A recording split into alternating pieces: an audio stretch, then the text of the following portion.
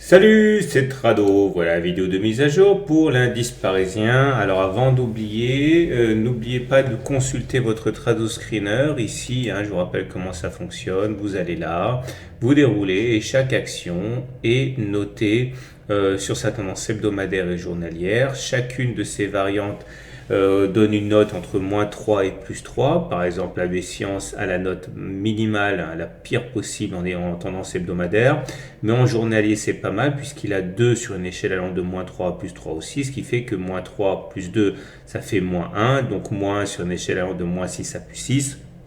Donc vous avez globalement ici la note qui peut vous aider à décanter un petit peu la situation pour vos actions préférées. On revient à notre CAC national. Alors je disais en clôture de mardi, hier, donc mardi soir, je dirais, que j'allais tenter de saisir un signal haussier pour aller chercher un moyenne mobile à 7 séances. Et bon, il est vrai que j'ai eu du bol quand même sur ce coup parce que on a ouvert ici, c'est-à-dire à 4425, et puis on a non, pardon, on a ouvert ici, pardon, à 4443, puis on est monté, on est allé chercher la M7, on a même gagné 0,8%, et c'est très important ce qui s'est passé parce qu'après, et c'est ça qui explique au niveau des fondamentaux, eh bien la déconvenue, c'est qu'on a eu un rapport pétrolier assez négatif sur les stocks de pétrole aux États-Unis, et donc du coup le brut a baissé et a entraîné dans son sillage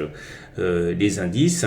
Mais en tout cas, bon, alors ça va être difficile à passer cette histoire. Regardez, il y a tout un noyau de résistance ici, M7, Tenkan, et puis cet oblique noir là, et cette concertation entre ces trois résistances a été suffisante pour caper l'évolution des cours, et malheureusement, une fois de plus, on vient terminer dans le nuage et pas au-dessus du nuage.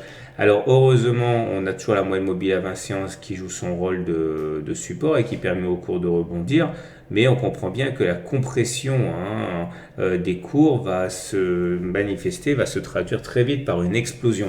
Le plus dur est de savoir si ce sera une explosion à la hausse ou à la baisse, mais autant vous dire que je ne suis pas super rassuré pour l'instant. Les indicateurs techniques continuent à être assez mitigés puisque le momentum est effectivement négatif. Alors c'est pas bon un momentum qui est négatif. Regardez, à la fois qu'il a été négatif, c'était là. Et derrière, ça fait une grosse baisse. On a toujours le stochastique qui est sous son signal. Vous voyez, on a toujours le MACD qui vient de croiser à la baisse son signal. Ça, c'est pas bon non plus, j'en ai parlé hier. Donc, il faut bien voir qu'on est en situation de grande vulnérabilité. Les volumes, par contre, sont toujours anorexiques. Regardez-moi ça. C'est vraiment, vraiment pas lourd. C'est ce qui amène à relativiser un petit peu ce qui se passe actuellement, puisque ça se fait en fait sans aucune conviction de la part des investisseurs. Et quand on regarde les autres marchés, et bon, alors on voit bien que le CAC c'est un peu le malade, puisque le DAX lui arrive quand même à gagner 0,3%. Malheureusement, pas plus que le CAC qui ne parvient à sortir du nuage, mais il est toujours dans une situation où on est dans un biseau ascendant. Je vous rappelle que les biseaux ascendants sont cassés plus souvent par le bas que par le haut. Et de la même manière, l'Eurostoxx a également été capé par sa M7 et sa Tenkan. Lui, il a pris de l'avance, il a déjà cassé son biseau descendant et on n'est absolument pas à l'abri d'une nouvelle accélération baissière, surtout qu'on n'arrive pas à sortir du nuage. On est toujours en tendance neutre avec voilà, une pesanteur au niveau des indicateurs et des courbes, puisqu'on n'arrive pas, à l'exception du DAX, à repasser la M7 dont la pente baissière complique la tâche. Quand on regarde ce qui se passe du côté du SP500, on est à la limite de notre canal ici. Regardez, on est venu rebondir pile poil dessus.